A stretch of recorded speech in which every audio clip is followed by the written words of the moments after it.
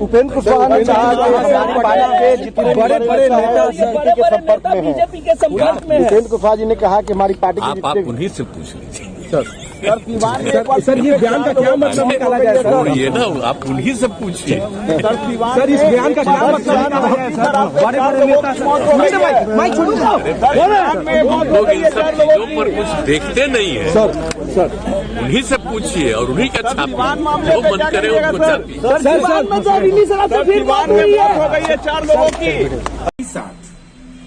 उन्होंने जब पार्टी में इस बार शामिल हुए तो पार्टी को नंबर 1 बनाने का संकल्प लिया, तो उन पर कोई भी सवाल खड़ा करना इसलिए बेतुका है कि माननीय उपेंद्र कुशवाहा जी उस वैचारिक विचारधारा के हैं कि अगर किसी ने सम्राट अशोक को राजनीतिक रूप से भाषाई अपमानित करने की कोशिश भारतीय जनता पार्टी और आरएसएस के द्वारा हुआ तो अंगद की तरह खड़े रहे।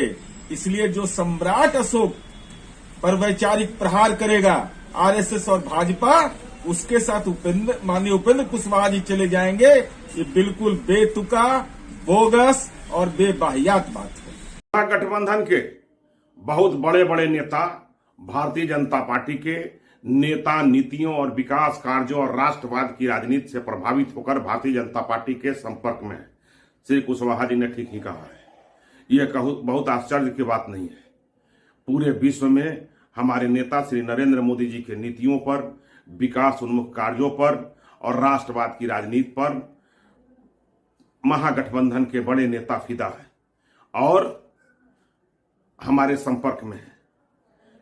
कुशवाहा जी कोई गलत नहीं कहे हैं, यह बहुत आश्चर्य की बात नहीं है। और भारतीय जनता पार्टी जो भी राष्ट्रवाद के राजनीति करने वाले हों, जो भी घोटाले और अपराध के विरोध करने वाले हों, अपराधियों का विरोध करने वाले हों, आतंकवादियों का विरोध करने वाले हों, विकास के कामों पर विश्वास करने वाले लोग हों और राष्ट्रवादी हों, वैसे सारे लोगों को भारतीय जनता पार्टी में स्वागत है। ये भारतीय जनता पार्टी राष्ट्रवाद की राजनीति करने वाले, विकास की राजनीति करने वाले और सबका साथ, सबका विकास और सबके प्रयास के राहों पर चलने वाली पार्टी है। जदयू का मतलब नीतीश कुमार जी की विचारधारा से जदयू एक ऐसी पार्टी है जो कंप्लीट रूप से क्षेत्रीय पार्टी में बहुत ही अनुशासन, डिसिप्लिन और नीतीश कुमार को समझना, जानना, ये बहुत दिक्कत है। नीतीश कुमार जी को सब कुछ पता होता है, वो शतरंज का सब खेल खेलना आता है, सब खेल। नीतीश कुमार जी शतरंज के ऐसे वैसे खिलाड़ी नहीं है। इंडियन पॉलिटिक्स में 20 साल मुझे लगता है वामपंथ पार्टी को छोड़, एक आध जगह छोड़, बिहार ही एक ऐसा स्टेट है जहां एक व्यक्ति मुख्यमंत्री के कुर्सी पर अपने विचारों के बदौलत और अपने चाणक्य नीति के बदौलत कंप्लीट रूप से जॉर्ज आए, शरद आए, बहुत लोग आए और गए। नीतीश वहीं जिंदा है, वहीं बहुत बार टूटा, बहुत बार। जॉर्ज से बड़े कदावर नेता और शरद से बड़ा कदावर नेता तो अब कोई नहीं है ना। किसी की औकात है जॉर्ज और शरद के सामने औकात थे क्या? तो क्या हो गया? नीतीश कुमार के पैर को उखाड़ दिए। देखिए नीतीश कुमार जी जितना ऊपर है ना, उससे कई गुना नीचे है। नीतीश कुमार जी के वोटर्स पर कोई असर, आप एक जीविका दीदी को हिला के दिखा दो नीतीश कुमार से अलग। नीतीश कुमार जी का सबसे बड़ा वोटर है जीविका दीदी। वो समझिए कि नीतीश कुमार की परछाई बन गया है जीविका दीदी। नाराजगी तो पार्टी में कई सारे विचारों पर, कई सारे चीजों पर है। सब कुछ उपेंद्र जी शालीन लोग हैं, अच्छे, मैंने कोई बुरे लोगों से मैं नहीं कह सकता हूँ नितिन, लेकिन सवाल उठता है कि राजनीति में लंबे समय तक पहले भी नीतीश जी के साथ हो रहे हैं और जब नीतीश जी और उपेंद्र जी फिर एक साथ आए तो एक मजबूत प्लेटफॉर्म तैयार हुआ और एक ये कहे जाने लगा कि नीतीश कुमार जी हैं, उत्तराधिकारी हैं, सेकंड मैन हैं, कुशवाहा समाज से आते हैं। देखिए बीजेपी छुल्हा पार्टी। देखिए बयान तो व्यक्तिगत होता है, लेकिन बयान में सच्चाई है। वो बोले हैं कि बहुत सारे जेडीयू के नेता संपर्क में हैं।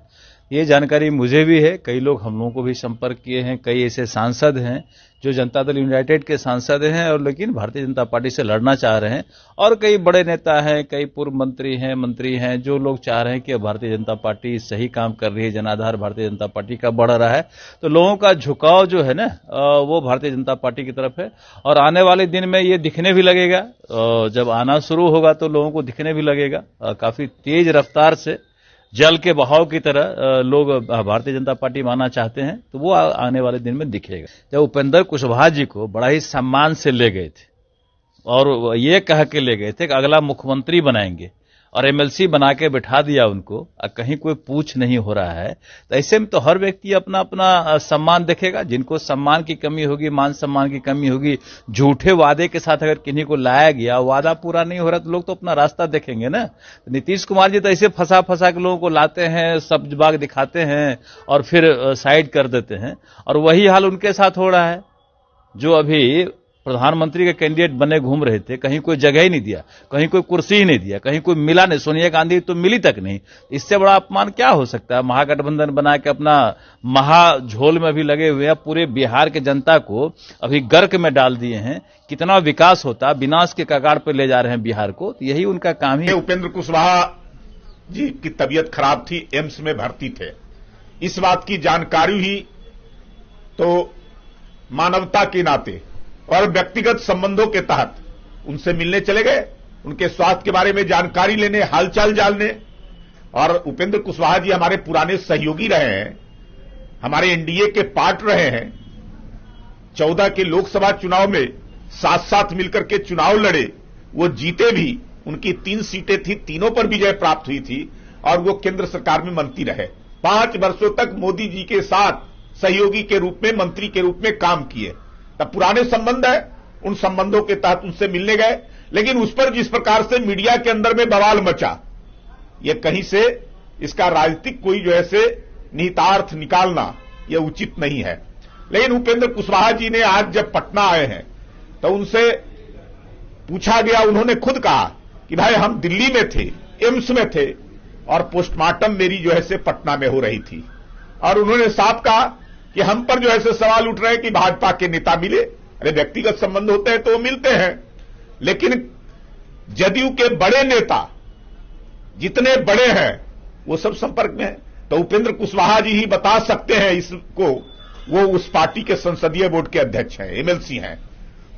और पार्टी के अंदर का अंदरूनी मामला है, कौन लोग किनके संपर्क में हैं, कौन लोग किससे मिलते हैं, ये तो बेहतर तरीके से उपेंद्र कुशवाहा जी ही बता सकते हैं।